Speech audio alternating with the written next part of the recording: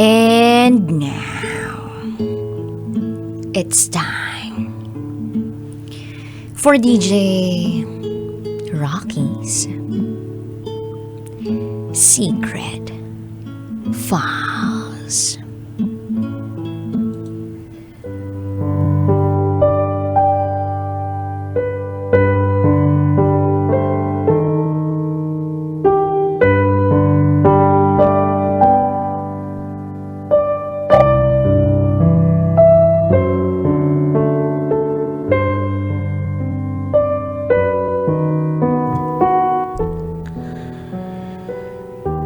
Namanhikan.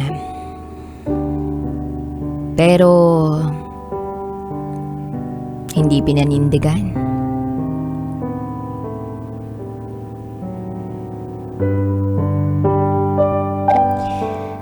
Hi, DJ Rocky.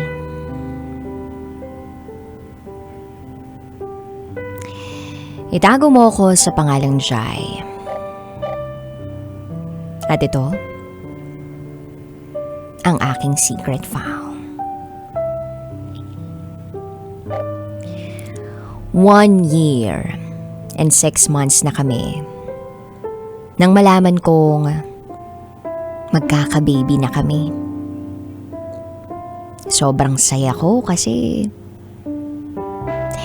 merong bunga ang pagmamahalan namin. Masaya at wala namang kaming problema nang malaman namin pareho ang kalagayan ko. Masaya naming pinag-usapan at pinagplanuhan ang tungkol sa pagdadalang tao ko. Month of July. Isang araw doon ay pumunta sila sa bahay. Hindi niya kasama ang magulang niya. Meron daw ibang pinagkakaabalahan. Bale, ang dalawang ate niya ang kasama niya. Natuwa naman si mama kasi marunong siyang humarap sa mga responsibilidad niya. Maayos silang nakapag-usap at meron pang bonus na kwentuhan. Masaya ang naging pamamanhikan nila sa amin. Ilang linggo pa ang lumipas. Parang nabanggit sa akin ng boyfriend ko na meron siyang problema sa trabaho niya.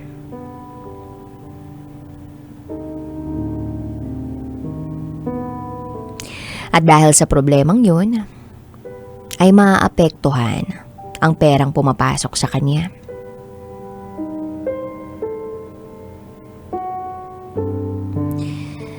Then lumipas pa ang mga araw.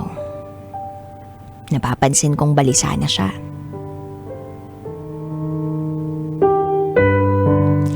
Yun pala, hahatakin na yung motor niya.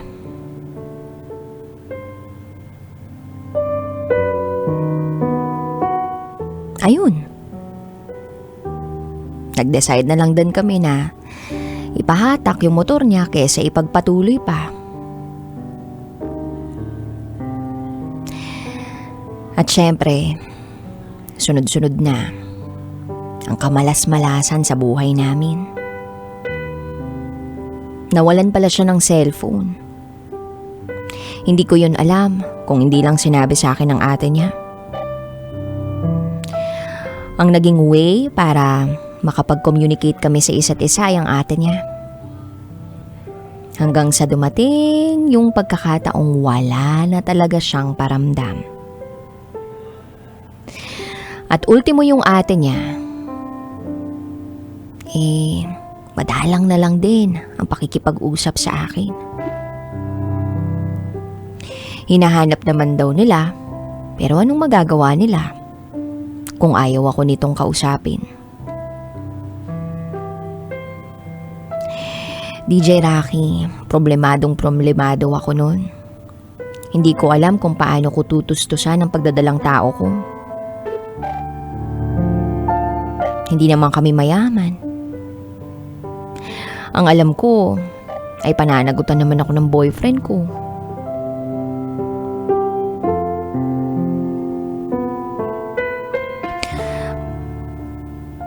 Sa totoo lang, yung mga magulang ko, tanggap naman nila na nabuntis ako. Tanggap din naman nila na napaaga. Tanggap din nila yung lalaking hinarap ko sa kanila. Kasi, ang sabi naman nito sa kanila, pananagutan ako.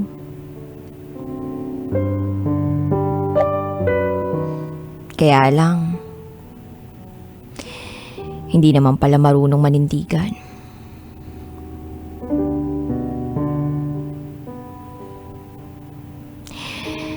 Ang sakit-sakit. Hindi man ako physically nasaktan, pero emotionally, nasasaktan ako. Kasi eto ako. Mag-isa lang nag-aalaga sa sarili. First time ko pa naman yung ganitong sitwasyon.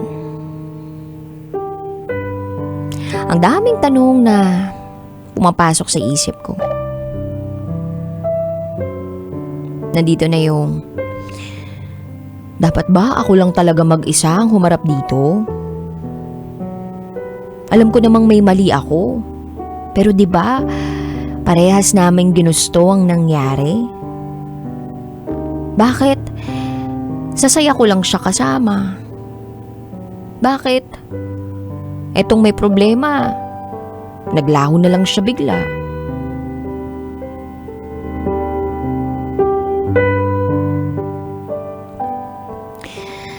October 31. Kinausap ko ang mama ng boyfriend ko para sabihin na manganganak na ako. Baka sakali lang na ma-excite ito para makita ako at yung anak namin. Ang sabi ng mama ng boyfriend ko, oo, pupuntahan daw ako sa ospital. At nung nandun na nga ako sa ospital, akala ko may darating. Pero wala. Buti na lang, hindi ako nahirapan sa panganganak ko. Nailuwal ko ang napakagwapong anghel sa buhay ko.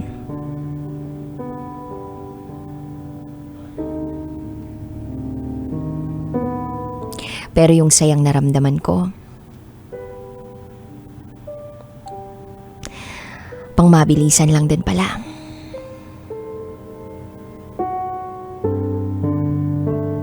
Mabilis ang pangyayari.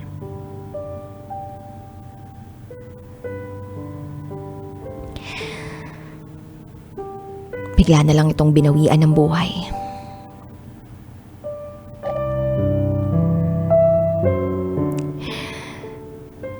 Alam ko, buhay pa siya kanina lang. Alam ko, umiiyak pa siya kanina lang. Alam ko, paugi siya. Pero bakit bigla na lang binawi sa akin to?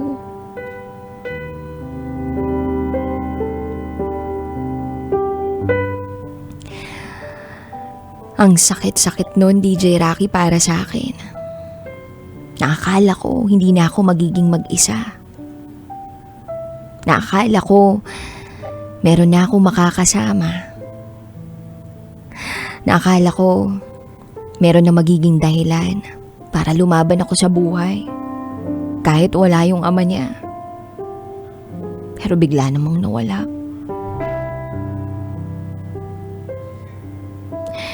Marami pa ring tanong na hanggang ngayon ay patuloy na pumapasok sa isip ko. Bakit ako? Bakit ako pinagkaitan ng pamilya? Bakit ako nawalan ng anak? Bakit ako nawalan ng asawa? At bakit? Lagi na lang may nawawala. Hindi ko matanggap. Yung sa partner ko, hindi naman kami nag-away. Okay naman kami. Alam kong mahal naman niya ako. Alam ko rin naman na mahal ko siya. Kaya hindi ko maintindihan bakit ako. Bakit ako iniwan basta?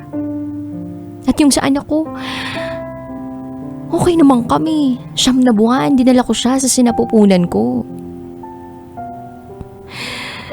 Nagpapa-check up naman ako. Wala namang komplikasyon. Pero bakit ganun? Bigla na lang siyang binawi sa akin.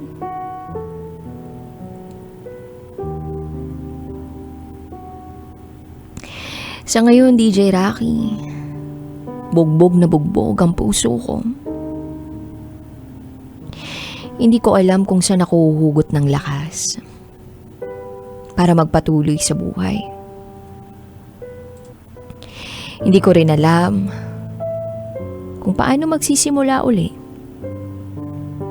at kung paano kakayanin ang lahat ng ito. Ang dami kong naiisip. Pero sana, itong storya ko ay kapulutan pa rin ng aral ng iba. Na dapat hindi ka lang sasaya kasama. Hindi ka lang pangkama, babae ka. Hindi lang basta-basta babae. At dapat kang ipagmalaki. Hanggang dito na lang po, DJ Rocky. Muli, ako si Jai. At ito, ang aking secret file.